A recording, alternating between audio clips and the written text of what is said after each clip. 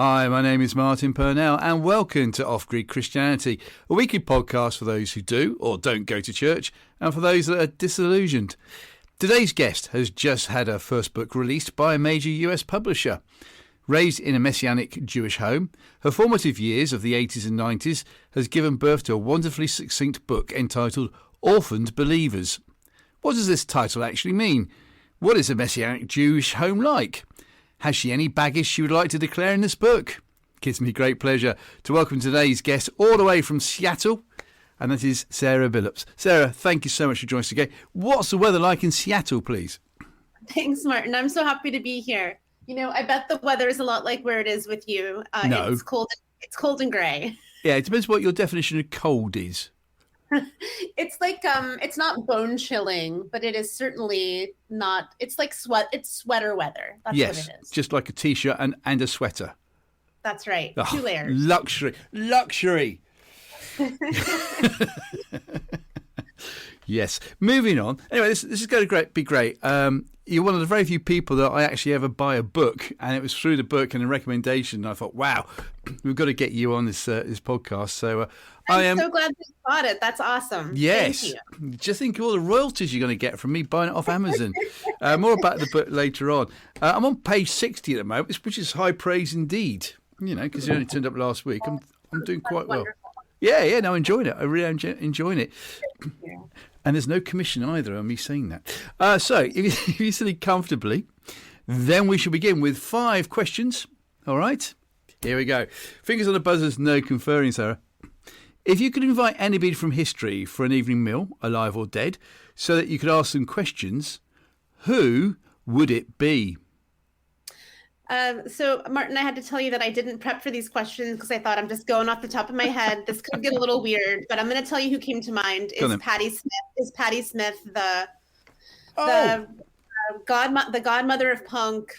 Because I'd go back to New York when she was kind of coming up and writing Just Kids in the 70s. She's really influenced my aesthetic and writing style, and I love her so much. So having dinner would be a dream. Wow. Yes. Because the Night, of course, was a big single over here that was, I think, wasn't that originally written by Bruce Springsteen? That's right. Bruce Springsteen wrote it, and I think she may have written a verse or two, but he wrote the chorus for sure. That's a cracking idea to have Patti Smith over. Yeah, total dream. Yeah, it would be for you, wouldn't it? Yeah, exactly. Well, punk and new wave is my thing anyway, so yes. 70s and 80s. Question 2. Who is your favourite biblical character or favourite biblical story or favourite parable, please, Sara? Oh, cool. You know, ever since I was a kid, it was John the Baptist. I think it's something about the kind of like wild spirit and nature of John the Baptist. The locust and honey thing was totally strange and interesting. And as an imaginative kid that likes stories, I could really visualize what it might be like to kind of be out in the wild. So there's just something, and also as a person that's always felt a little bit outside of culture and dominant culture, there's something that I really have grown to love about John the Baptist. Could you eat honey every day though, and locusts? There's no way. It only goes so far. Yes, there's like, no, I've had enough, please. I know you can use honey to roast things with. It's great, you know, like your carrots and your parsnips, put honey on it and roast them in the oven. But locusts every day? Don't think no so. Thanks. Yeah, I'd pass. Question 3. Now, you can either be Prime Minister of the UK or you can be President of the USA on this one. Who do you want to be? Well, you know, I was in the UK in the fall. I know that it's not been the easiest time there, but I mean, you know that it's almost always a hot mess here in the States. So I'd say that I would be equally uninterested in either position, but I would say UK because as a total Anglophile and a person that thinks that the UK has much better culture, music, aesthetics. So I don't know about politics, but if I had to be in one place, boy, would I love to at least have joint residency in the UK. You've done so well, but I'm going to say no, I'm not going to let you in because we don't have the fall over here. We have autumn. Or am I being too pedantic? I can learn that a little bit. So you're over here for the autumn then. Okay, I'm going to let you be president. No, I'm going to let you be Prime Minister okay, for the day over here in the United Kingdom. Great. Okay, right? I like this already. Here we go. So if you were Prime Minister for the day and could change any law or impose new law, Sarah Billups, PM, what would it be? Oh, geez. So this is when I should have looked at your questions ahead of time. Thank you. My goodness. Yes. I think that the law would have to be that school lunch was given for free and was delicious and organic for every student. Oh. Maybe that's true already, but in the States, we have a real problem. We have a real problem over here as well, yeah. Okay. That is a great answer. You're the first person in 30-odd episodes to have chosen that answer. Well, I'm relieved. I just got a little panicked. I'm not going to lie. So.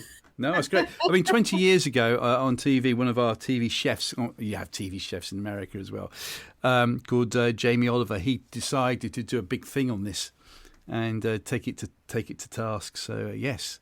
I remember, and then he came to the States and kind of tried to remake a school lunch system in like Virginia or somewhere on the East Coast. So big fans of Jamie Oliver. Oh, there you go. Excellent. Well, I'm sure if he's listening, he'll be going, oh, great. I must buy a book. Question 4. Outside of family events, Sarah, what has been your most enjoyable day out to date? There's just so many that come to mind. So I'll just do a recent one. There's a old monastery in Seattle that's now been turned into a lodge called St. Edward's State Park. And it's just a gorgeous building and grounds. And so I've got an Australian Shepherd. We met some friends. I've got a couple kids. We all hiked down to Lake Washington, which is a beautiful large lake that flanks the eastern side of Seattle. And we just hiked to the water. The dogs swam in the water. It was just a really amazing day. And it was January, right? And so just the fact that I live in a place where that can happen was really great. And, I'm from the Midwest, from Indiana, where you can't even go outside in January. At least as a kid, it was always snowy. So it felt pretty luxurious. But just a lot of joy being with other people and being outside. Well, Indiana wants me, but I can't go back there. Why is that? Oh, no, I'm really showing my age. Sorry, it's a song. Ardeen Taylor. Oh. That's... Sorry. You don't know that song? No, but I don't know how I don't know it, being a Hoosier. Yeah, you're a child of this 70s and 80s, right? In the 60s, Ardeen Taylor was one of the employees of Motown, but he was their songwriter, and eventually he was allowed to let loose. And he goes down in the annals of famous pop history because he was the first white person to be allowed to record songs on the Motown label. Well, see, now I've got something else to Google besides, is Patti Smith married? So now I'm making a little mental list here. Yeah, Ardeen Taylor. Oh, you've got to play Indiana Wants Me. Oh, what a track. I can't wait to hear it. Oh, yeah. I then Got to See Jane. Oh, two stunk. And there's A Ghost in My House as well. That's 3 songs he did. Oh, that's stunning. I can't wait to listen. I mean, I love music, so I'd love to. Well, it's almost as if I want to say, let's forget this interview. Let's have an Ardeen Taylor out. Let's play it right now. And then... Could do it. Well, there you go. Yes, you mentioned 2 words there in the same sentence together, Australian and Shepherd. I've never heard of an Australian Shepherd dog. I know Belgian Shepherds. I know German Shepherds. Yeah. What's an Australian Shepherd? Yeah, it's a herding dog, and it's interesting that when we were over in the UK, we didn't see any Aussies, and I was so surprised. But it's a herding dog. It's sort of mid-sized, just the most loyal, lovely dogs. Looks a little bit like a Bernese Mountain Dog, or just a little bit longer hair, kind of a merled color, just really sweet. But I'm not sure if they're super common in the UK. I was going to say, because if you say Belgian Shepherd or German Shepherd, we think of guard dogs, and they can be obviously fantastic. But what you're saying now is an Aussie Shepherd is nothing like that at all. Yeah, it's more like a cowboy. It's like the favorite herding dog of a cowboy. So it's not I don't know why it's called Australian, but it's certainly very beloved in America. Oh, wow. Maybe it bounces a lot or something like that on 4 legs. totally. Right. Well, question 5 then. Apart from the fact you didn't look at these questions, what has been your most embarrassing moment, please, Sarah? Oh, geez. I mean, there are so many to choose from. Okay. Well, one really embarrassing moment was my freshman year of college. I was walking to like a class in the communications building on a campus in the Midwest. And I had a woman run up behind me and say, "Excuse me, ma'am." And I said, "What is it?" And she said, "Your dress is tucked into your tights." Yes. And so I looked back, and it was horrifying. I mean, I was 18. I thought I was going to like wither onto the sidewalk. Luckily, nobody was around, and she was lovely, but it could have been a really, really bad class. Yes. You're not the first to have said that. And yeah. Okay. So I was. You're not the first. And other people. I was the first healthy school lunch, but not the first tuck and tight. No. I used to do this on all years ago when I was on radio. And I also remember somebody saying not only was that not tucked in their tights was their dress, but also the toilet roll as well. Okay. So it could have been worse. It could have been far worse, yes. You could have been far worse. Well, I have to say, Sarah, you did very well there, considering you wanted to push yourself to the limits to see if you could answer all 5 questions without looking at the questions first. You did very well. I feel pretty energized right now, so I'm glad we got that out of the way. Excellent. Well, first of all, then, before we go into the main thrust of the interview, stroke chinwag, because I don't really want an interview, I just like to have a conversation. Who is Sara Billups, please? Mm-hmm. Well, I'm a writer based in Seattle in the U.S., grew up in the Midwest, like I mentioned, like we've talked about, Indiana, Yeah. and my husband and I moved out about 20 years ago. We were really interested in co-housing and intentional communities. And this is a time in the church, at least in the States, where there was a missional church movement. There was a lot of people talking about returning to the city, like Tim Keller, who runs Redeemer Church in Manhattan. There were these ideas of new monasticism coming up by writers like Shane Claiborne. We were really interested in coming to the city and starting a church plant or a retreat center or something to see if we could help what we thought would be help Seattle. Mm-hmm. We really quickly learned that Seattle Seattle kind of assimilated us pretty quickly. And that's an idea that is in This Cultural Moment podcast that John Mark Comer and Mark Sayers talk about. Like, we thought we were coming here to plant a community and that Seattle would like welcome us with open arms, but pretty quickly, and this is in the early 2000s, a lot of us started using terms like I'm spiritual but not religious. It's kind of like before the word deconstruction, folks would talk about being spiritual, not religious. It was just a bewildering time where Drew, my husband, and I were going to church on Sunday, but I was just working downtown during the week, and my life did not look or feel any different than anybody else that didn't identify as a Christian. In fact, I kind of stopped talking about it here because it's tiring to explain what you mean by Christian in a progressive place like Seattle. And I wasn't even sure how I felt about God for a little while. So, fast forward to 2016, I began to really have something to say. I was writing professionally, but I began to write privately about faith and culture, and then to finally share that work in 2018. And to try to kind of grow a community of folks that are interested in this idea of being an orphaned believer. And when I say that, I just mean anyone looking around the church right now in America or in the West and having a hard time finding Jesus, like somebody that is looking for Jesus but not finding Jesus in the church. So that's kind of what led to the book. And so I wrote my first book, and it came out from Baker Books about 2 weeks ago. Yeah. As of this book. Yeah, and it made its way over to England already, into Scotland, Wales, and Northern Ireland. It's amazing. In 2 weeks, that's fantastic.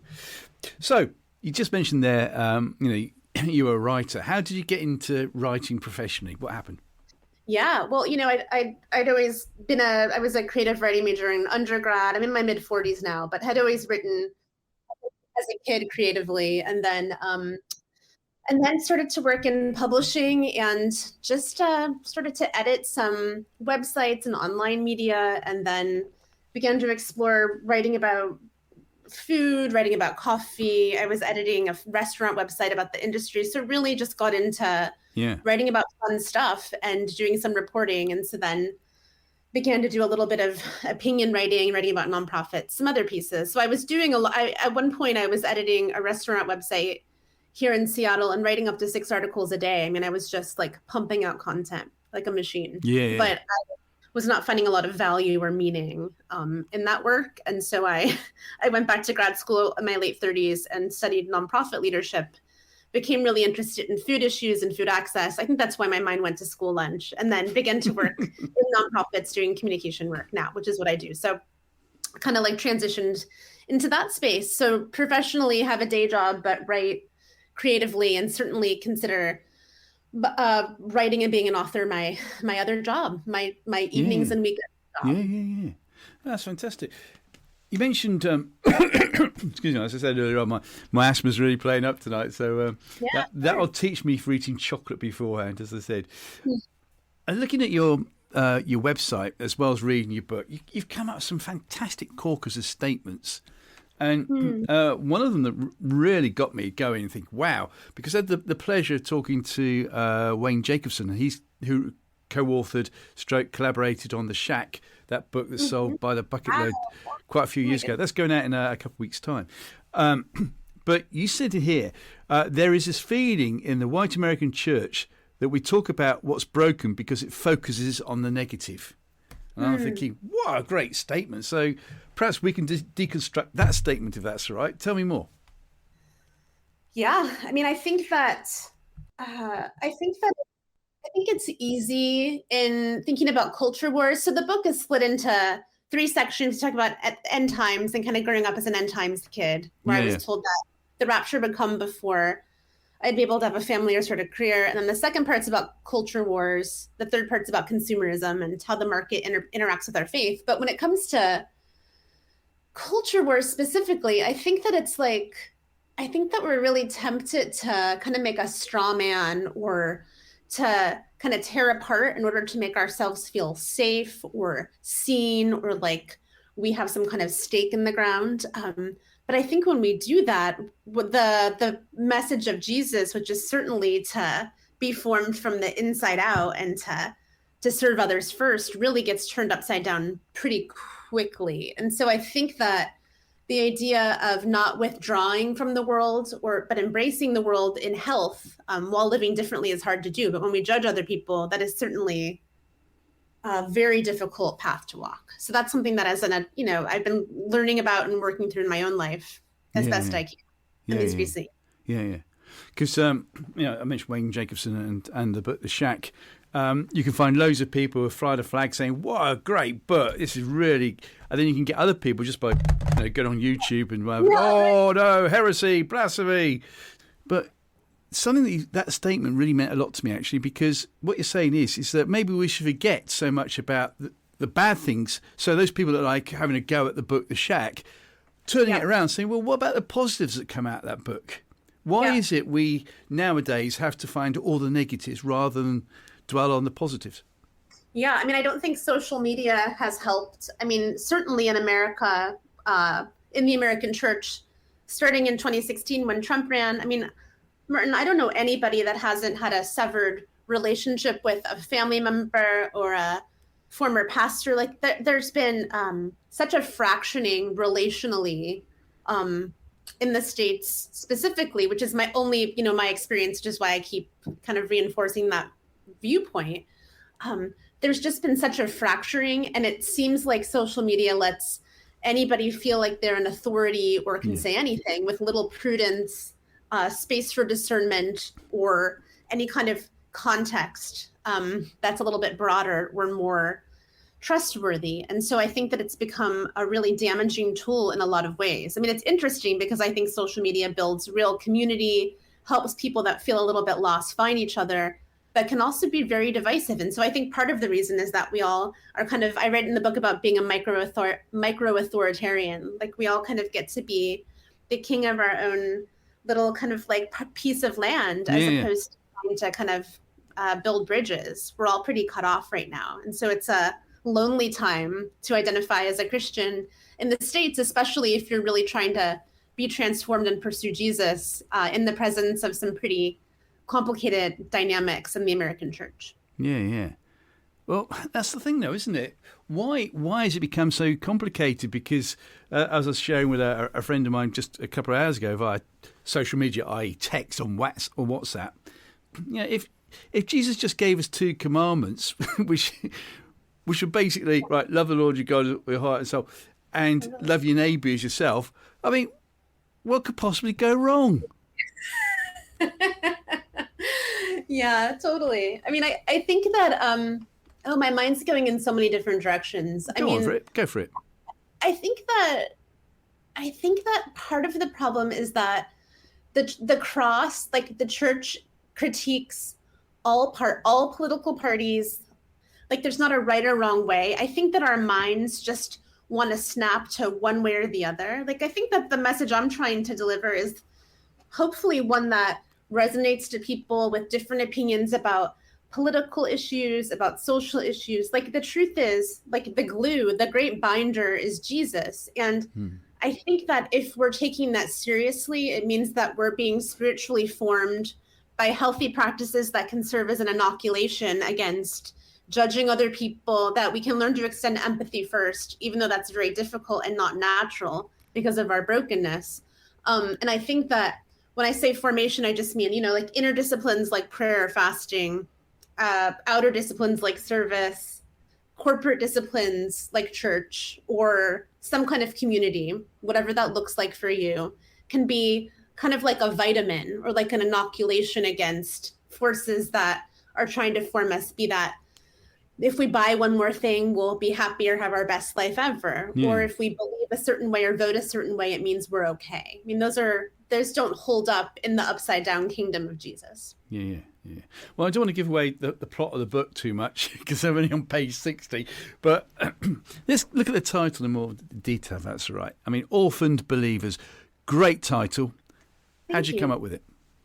Well, the title is actually from a song by the band Over the Rhine, which is a band that's based in Ohio here that I love. And the song's called All My Favorite People. The lyrics are, all my favorite people are broken. Believe me, my heart would know. Orphaned believers, skeptical dreamers, you're welcome. You don't have to go. And so I just loved that song. And as a writer, I found something literary and kind of like open to interpretation about this idea of being an orphaned believer. I think some folks identify more with a kind of feeling of orphaning culturally or spiritually, and others more to believer or vacillate towards one or the other, depending on the day. But when I use that term, I mean folks that have either experienced cultural orphaning, like I mentioned here in Seattle, it's less common to identify as a Christian. And I think this is probably true in parts of the UK as well. But certainly here, if you go to church, it's not accidentally. If you go to church, it's actually refreshing. Like if you're showing up, it means that you probably want to be there. Yes. But on the other hand, being here, meeting someone new and talking about faith, it's very exhausting to explain if you're a Christian, but not that kind, or what that means. It's just a bigger kind of investment of conversation, and it's tiring and discouraging sometimes to talk about that here. But on the other hand, culturally, maybe if you live in part of America that's the Bible Belt, or a part of the world where the church is really ubiquitous and it's common to talk about being a Christian, there can sometimes be isolation if you don't identify with the big industry around Christianity sometimes, or like huge conferences or like stadium concert tours. There's just a alienation that can come if you're looking around and not feeling like there's room for art or ideas or counterculture. It's just a strange space. So there's the cultural stuff, but then I also think about orphaned believers in terms of a spiritual orphaning. And when I say that, I just mean people pursuing Jesus who feel like they've been hung out to dry by the church, who can't square their reading of the gospel with what they're seeing right now in the church, with celebrity pastors that have fallen, with many abuse cases, with so much that's gone wrong, with America, the idea that to be a Christian, specifically an evangelical, means that you're a Republican. There's just, there's a long list. Yes, and no doubt we'll talk about that later on, about how politics seems to be entwined even more now with Christianity. But going back to a statement you made, and you were giving us an idea of the insular and then the outward side, and then you said the corporate side of Christianity was going to church.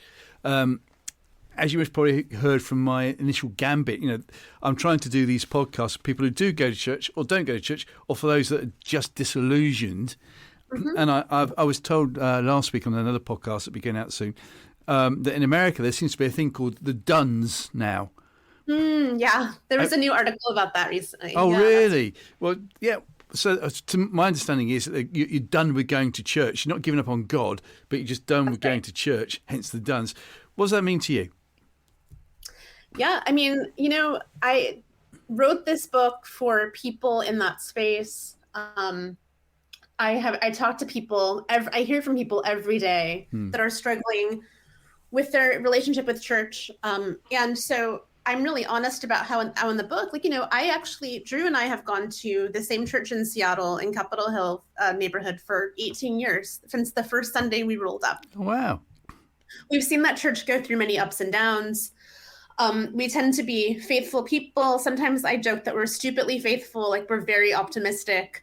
But I kind of think you have to be in the business of trying to reimagine what the church could be. But when I think about the church or why we still need the church or what that means, I'm really careful about how I talk about it because it's personal, tender work. And so many people in my life that I love, and even my own experiences coming up in the 80s and 90s, like in other churches before this one, have been complicated. Like I've had Sundays where I had to walk out and leave the sanctuary because there was just a palpable weight or sadness on me. Like I understand that dynamic. But so like when I say church, I mean, I think about Father, Son, and Holy Spirit. Like we serve a Trinitarian God if we identify as Christians. Like we're made to be communal. We're reflecting that community. And so to me, church is just the gathered body of believers. And it's the best that we have because it's what Christ left us with. He left us with each other. And we just seem to make a fine mess of the church throughout the ages over and over again. But I think that it's right to believe the church will always exist because it was called to existence by God, by Christ, and it's shepherded it and cared for by Christ. But so the only way it will disappear is if it's a myth, and I believe that it's true. So I think the question is, how do we work for its health and renewal and restoration? And there's two ways to do that. One, there's folks within the church that want to, at least from my American context, be a true witness to Jesus instead of being a part of a culturally co-opted experiment that has failed, that can, if we have hearts burning for change, work to reform the church from within. And there are those of us that need to take a break, that need time away for our own health, for security or safety if we've been harmed. There are many reasons why people need to take a break from church. So I could make a long list. So I think what I would say is the church, if it is the gathered body of believers, means that we're called to be in community. And so even if that's 2 or 3 people, even if that's some kind of online space for a while, like whatever that looks like, I don't think there's a formula. I think it's just a matter of not resisting isolation, because I think that's when things become especially complicated and hard for us. Do you know, you're the second person I know who's said that to me, that, if it means taking a break for your own, to sum it all up, your mental health or whatever, take a break. But then it's down to you personally. Obviously, it's a bit difficult with me because I live over here and you're in Seattle. Yeah. But it'd then be down to you to make sure that person's still okay outside of the church-going times of 9, 10, 11 o'clock Sunday morning, isn't it? Yeah, that's right. And I think that,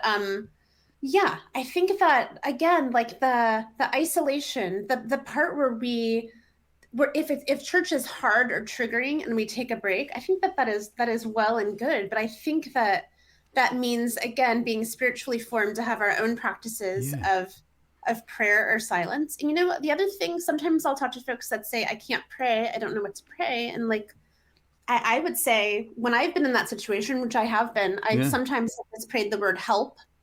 I mean, I'll tell you that the answer has almost always been through community or other people. It comes back to other people. And then sometimes I'll just read a psalm, if I can't pray. So I think that even if you are taking a break from church, like just finding ways to stay grounded or connected is hard, but really vital. How much of it do you think is it the church's fault for people to leave church these days?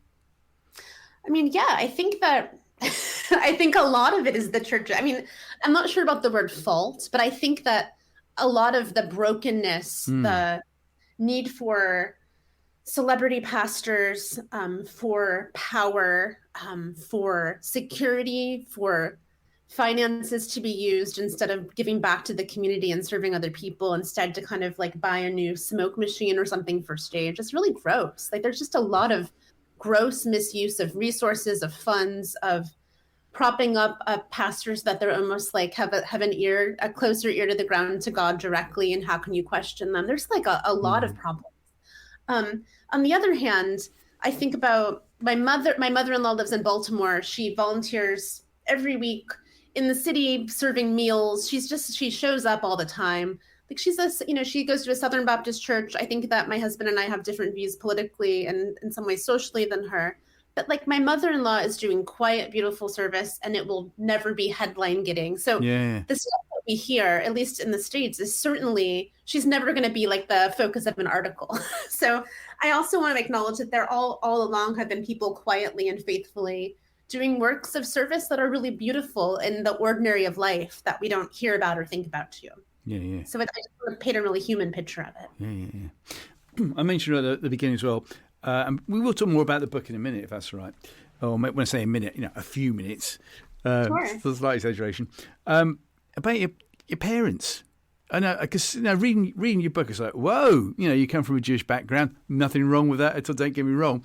But the fact that your father put two and two together, that must have been some taking for him to do that. What do you remember his stories telling you? What happened? Yeah, sure. My dad converted to Christianity in the 70s. He grew up in a Reformed Jewish home in Indiana and was at a Bible study at a friend's house on the book of Daniel. So it was about a sort of prophetic book, had a very radical conversion experience where he talks about it in a way that sounds kind of like a movie, but he says he just like got up, leapt over the couch, ran to the parking lot and like fell on his face on the concrete and accepted Jesus, like this big moment. And when people saw him after, they didn't recognize him. Like people said his face looked different. He had a radical conversion, but also very much loves, his Jewish past, his history, his genetics. Like it's a beautiful and big part of my dad. I mean, my dad took a 23andMe test, one of those genetic tests, and he found out that he is 99.9% Ashkenazi Jewish. It's the most you can get. No one gets 100. And it was like the best day of his life because Larry David, who he's kind of like, do you know Larry David? He's an American comedian. He's kind of, he was 99.5% on his test. So dad was even Jewisher than his favorite Jewish comedian. So I grew up celebrating some Jewish holidays, like certainly Hanukkah and Christmas. It was always a part of my life. But the other thing about my dad is that when he got saved, it was very much in a time in culture when there was a lot of fear of the apocalypse, of Christian scare movies. The book, The Late Great Planet Earth by Hal Lindsey, was top of the bestseller list on the New York Times, selling more copies than The Joy of Sex. I mean, it was ubiquitous. It was in the water here. And so I grew up hearing about Christianity and Judaism and almost as equally that the world would end and that the rapture was coming. So this is a premillennial dispensationalist take on end times. And so that instilled a lot of fear. So it was a really interesting mix of dynamics as a kid growing up. And so the book kind of explores my relationship with my dad and what it was like growing up with him. The last thing I'll say about his Jewishness is that a lot of evangelicals are really curious about Israel. They love like Holy Land tours. I mean, I'd love to go to, I've never gone to Israel. I'd love to go. So I think it'd be amazing. But in terms, there's a subculture around some older evangelicals that are very into like Messianic Judaism as a kind of subculture. Yeah. And that's something that my dad, he was always the funny kid and not super popular in his family. Like there was a lot of intellectualism in his family. He didn't really catch on to that. When he converted to Christianity, dad became really popular with his friends. We'd go to dinner or lunch after church and everyone loved hearing dad talk about Judaism. So that was an interesting other piece of his story that I definitely experienced as a kid.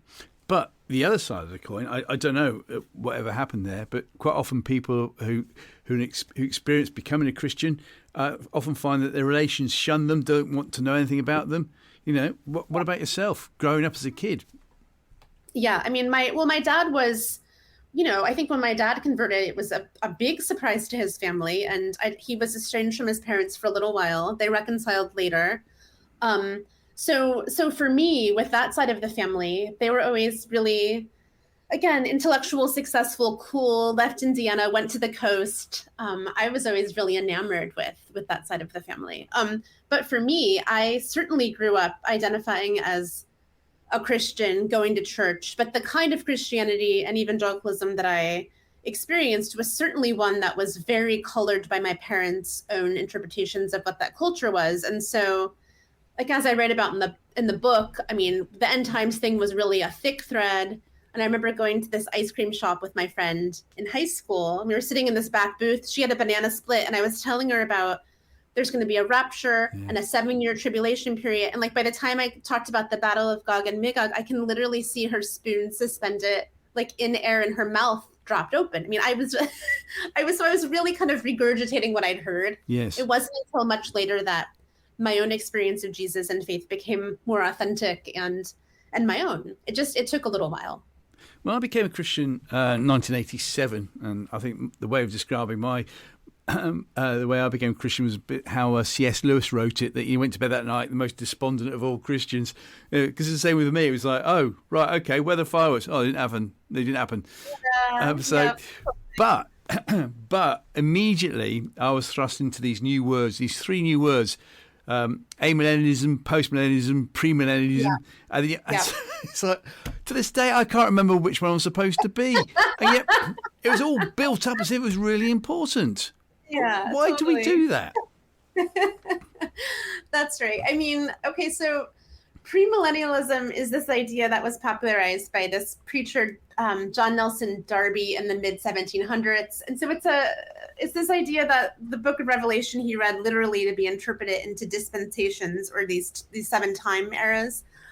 And so that is a view that Jesus will return before the world gets really bad, essentially. And then postmillennialism, which was popular before then, was really saying it's more optimistic, social gospel oriented, that our call is to make the world better, And so it really caught on in the States after the Second World War, when things were pretty abysmal. And then when, the 70s came around, it was after Vietnam, there was the Cold War. I mean, it was a time of real charged politics in the States. And so that the message when Late Great Planet Earth was written, or there were Christian scare movies, I mean, Ronald Reagan was using apocalyptic language from the stump when he was president, which was criticized. But there was a lot of there were sort of big Hollywood movies about the apocalypse. There was a real fear of the enemy, or what that meant, that really crept in. And so that message really resonated, the idea that maybe we could leave and Jesus would return before we had to experience really bad stuff, I think was really comforting to people like my dad. And so by the time I came around, we talked about the end times at dinner like families talk about football. I mean, it was like a sport. At dinner, we talk about when the world would end, if you could lose your salvation, if you had to be baptized to be saved. There were just a few issues that we were really focused on. So, but again, Martin, it's complicated because my dad had a beautiful conversion. My parents loved Jesus. Like, I was brought up loving Jesus and feeling loved. And so it wasn't, it's hard to talk about in a way that's like, this was bad. Like, it was real and messy. And that's just part of my story. But you might have nailed it there, because if I'd been invited around, let's say, to meet your mum and dad for a meal, come in, right, and he says, well, I am such and such millennialist, and I go, well, actually, I disagree with you. I'm a such and such millennialist. Would he throw me out? What would he have done?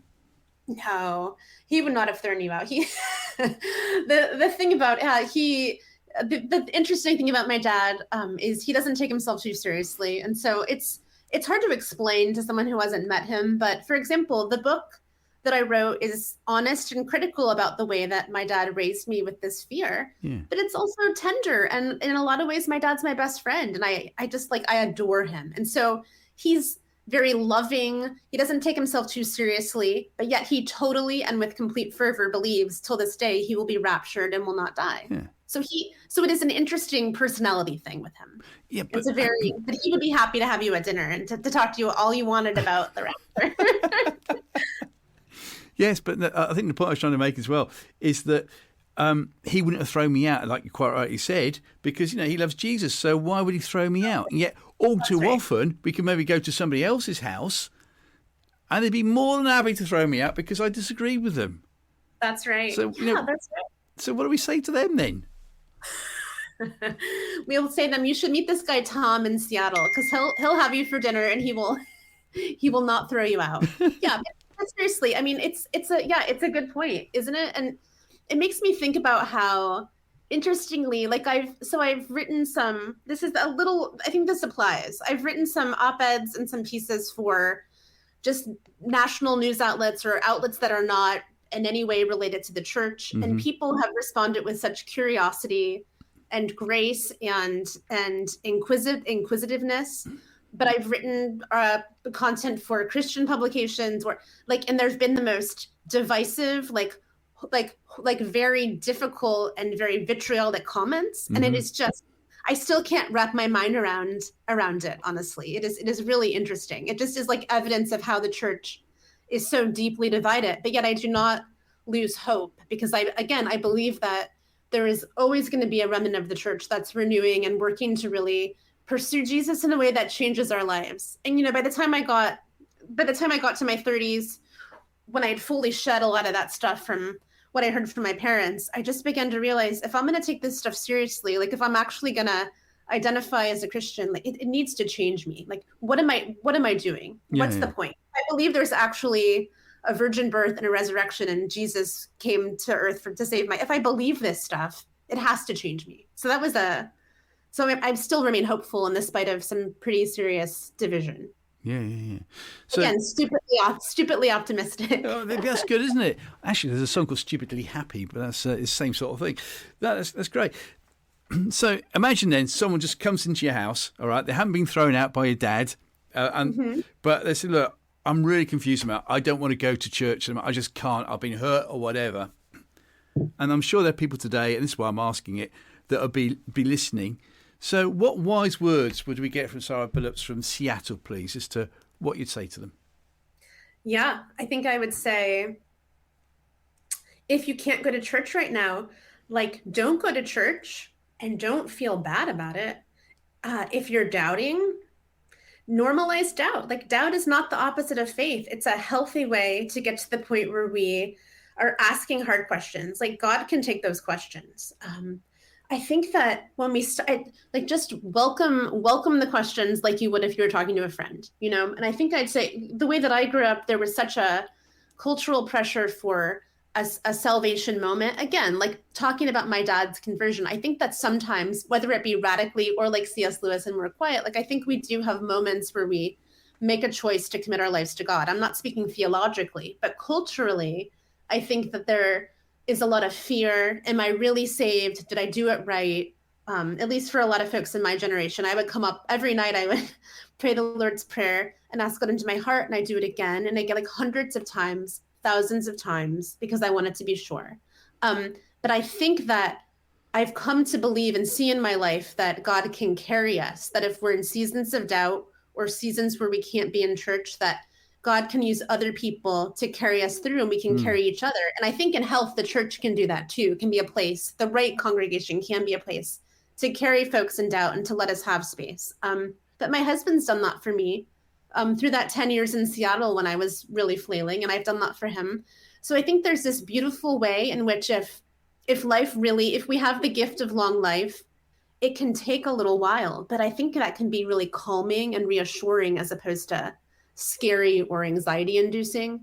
I say that as a person that walked through a spiritual desert for more than a decade.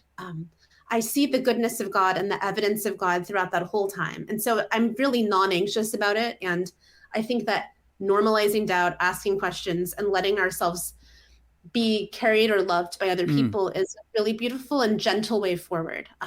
So I say that, and I also say that God can do what God wants to do, and maybe that is a radical healing or change or something big.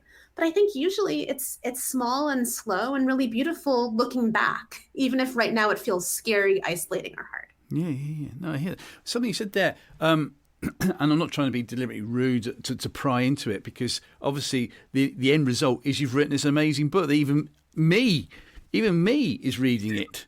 So that's high praise indeed. But you said you're in a spiritual desert, and yet again, I'm going for those people that listen today who are like, oh, I just can't cope anymore. Please tell us more about what you mean by the spiritual desert. To talk about that. Oh, sure. So we landed in Seattle, like I mentioned. We thought we were going to do this big thing. The city was really big. We didn't understand what we were doing here, and so in that time, the co-housing project we were in ended. My husband and I moved to a little apartment in Capitol Hill. He decided to go back to seminary at Fuller and kind of had this main idea. I was just kind of flailing. I would walk downtown a mile to work and back every day. It was a time of loneliness and isolation, and a time when I began to realize if I had like a light under a bushel, it was almost snuffed out. I mean, the weight of trying to maintain two identities, of being a Christian but being ashamed, not talking about it, not knowing how I felt, not seeing God's fruit in my life. The only way I can explain it is it began to feel like a physical weight, almost like there was a feeling like I was carrying a bag on my shoulder filled with rocks. Like something had to give. And so by the time in 2016, I started to talk about this more, or at least quietly write about it, it became freeing. And when in 2018, I finally started to share, it became liberating. The thing that happened to me is that I started writing and building community with other folks like in a similar place. And I started to explore spiritual direction and some other, there was a real skepticism of Catholicism growing up. And that's a really common thread with a lot of evangelical kids. Like, maybe are Catholics really Christians? So there was a lot of suspicion.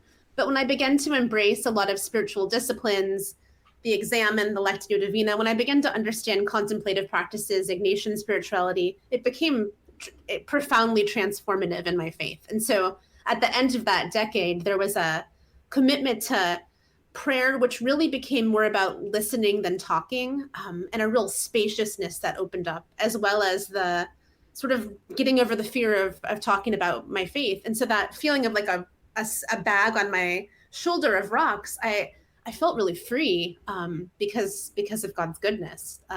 Because like I mentioned earlier, I realized I had to either push in or what am I doing? What am I doing here? Mm-hmm. Thank you. No, thank you for saying that. And of course, we've talked a lot about your dad, and the up to the page 60 that I'm up at the moment, he's got a terrible illness, and I didn't want to ask, has he made it? But obviously, he's talking in the present tense, so that's really, really good news. My dad was diagnosed with multiple myeloma, which is the treatable but not curable kind of cancer, blood and bone cancer, about 2.5 years ago. And so, in the book, I write about the fact that he fully believes he'll be raptured, and also will certainly die of this disease. But he is currently doing well in treatment, and he is living. And so just yesterday I posted on Instagram, we went to a local bookstore here and they had the book, and so him being able to see it on the shelf was such a joy. So I didn't know if he'd be able to read it or see it. So my mom and dad have read it out loud together. It's been very healing for our relationship. We've had a lot of really, even as recently as last night, a lot of really redemptive talks have come out of the book. So it's been a gift. Yeah, I was going to say, because the fact that he's read the book, it's especially how you've been so honest as what's going on. Yeah. What did he say? He said just yesterday, I think that I'm realizing, he said, I think the book is changing me because I see that I was really rigid, and that now I see more than ever that even if we're different on certain issues theologically, like we both love Jesus, and that's the most important thing. So it's been a clarifying process, and I think emotional for all of us too. So it just goes to show how awesome he is, that he's not self-conscious. He's really gracious and excited. So he's a special person. And the terrible black humour in me is going, yes, yeah, but you're a premillennialist or wherever it was. Yeah. Okay. That's right. But you've just nailed it, because he loves Jesus, and that trumps everything, doesn't it? It's the common denominator. That's right. That's right. So even though you might have big arguments with him, actually, they're not really big arguments at all. They're just conversation piece, but we just build them up as to... That's right. I mean, I thought of that, that famous MLK quote, the arc of, what is it? Oh, the arc of history is long, but it's bent towards justice. I mean, if all things really are being made right in the end, whatever listeners think about the book of Revelation or how you read it and interpret it, what we know is that in the end, all things will be made well, that Jesus will make all of my kids' Bible, my kids have a Bible that talks about the sad things being made untrue. We know that the sad things will be made untrue in the end. And however we get there and whatever that means, if we have that common denominator of moving towards Jesus, that just gives me nothing but hope.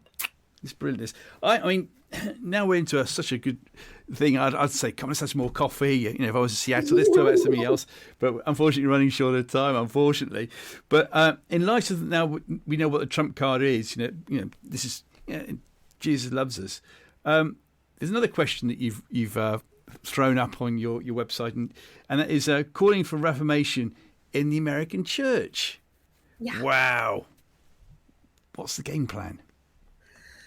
Ooh, if I think about, so there's tons of young people leaving the church.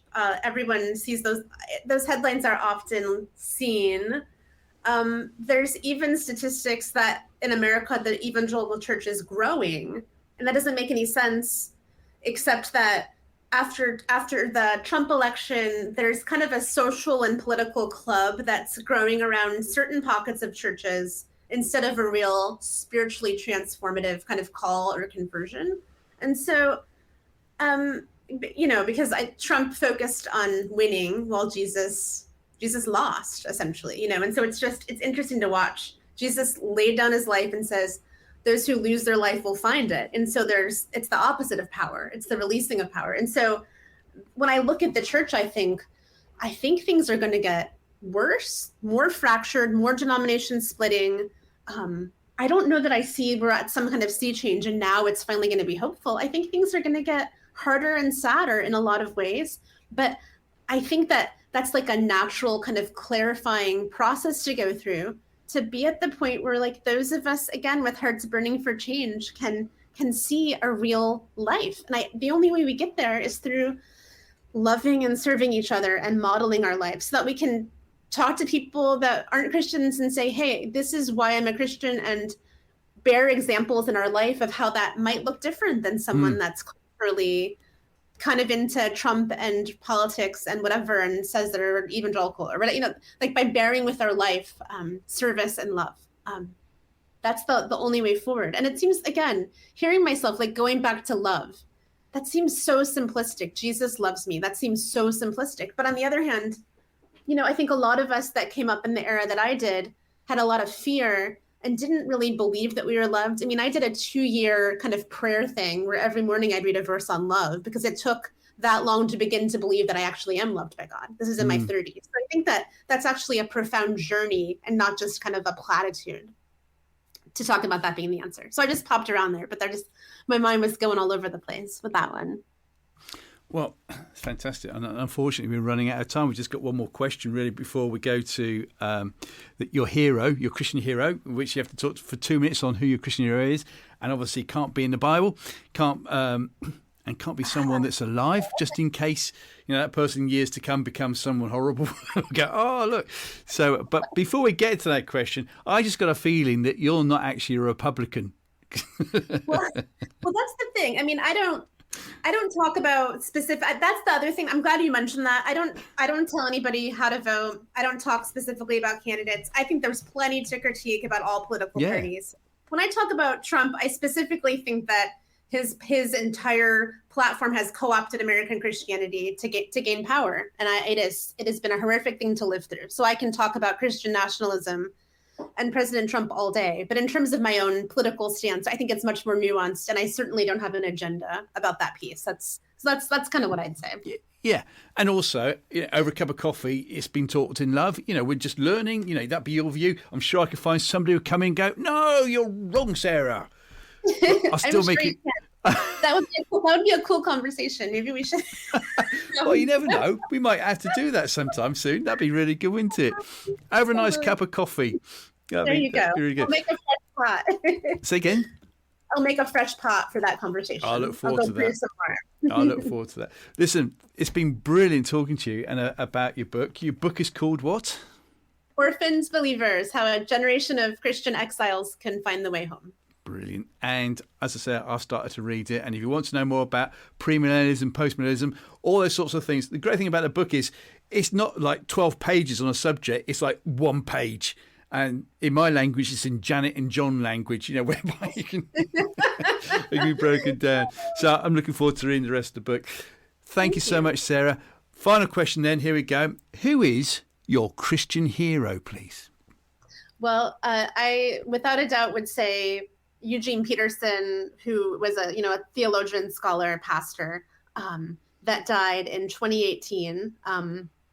But I'm currently doing my doctorate of ministry at Western Seminary in Michigan, and it's a part of the new Peterson Center for the Christian Imagination. So there's 2 cohorts, and mine's called The Sacred Art of Writing. And so really it's about Eugene Peterson's call towards beauty and imagination and poetry and the Psalms, just like very inspired by a person that really was a saint and lived faithfully the whole way through. I mean, we hear headlines about somebody passing or a pastor that kind of fell from grace. It's so refreshing to see somebody with like a wholesomeness and a goodness that really lived differently with his finances and really grappled with fame or ego or what that meant. It's so refreshing to see somebody that's a faithful saint the whole way through. So Wynne Collier's biography on Peterson, Burning in My Bones, is awesome. I definitely recommend it. So I'm going to say Eugene. And where's he from? Well, he grew up in Montana, but he lived actually in Maryland, in the same small town my husband grew up in, randomly. So he was a pastor in Maryland for a long time. Oh, wow. But Montana is what I think who can claim him. Oh, did your husband know him at all, growing up in Maryland? No, he grew up a couple blocks from his church, but they never crossed paths. Wow. And for those who are saying, the name Eugene Peterson, that rings a bell. Oh, he wrote the Message translation of the Bible. That's you did. Right. And lots of people like it as well, don't they? Yeah, the Psalms specifically are quite beautiful to read. Wow. Very conversational. Well, so how long is your course going to be? I'm about halfway through, so it's about 3 years, and it's been a total gift. Love it. It's been really, really good. And when you finish, what are your qualifications? What we have after your name or before your name? Well, so it's a doctorate of ministry, or a D.Min. But my kids love, like, howl with laughter, saying, "Oh, mom's going to get a D.Min. Mom's getting a D.Min." It never gets old. So I'll be a D.Min. Well, there you go. You're our favourite demon then for in a couple of years' time. Sara Billups, thank you so much for joining us, and I'm going to take you up on that cup of coffee one day soon. This has been so much fun. Thank you. Thank you. Cheers. God bless.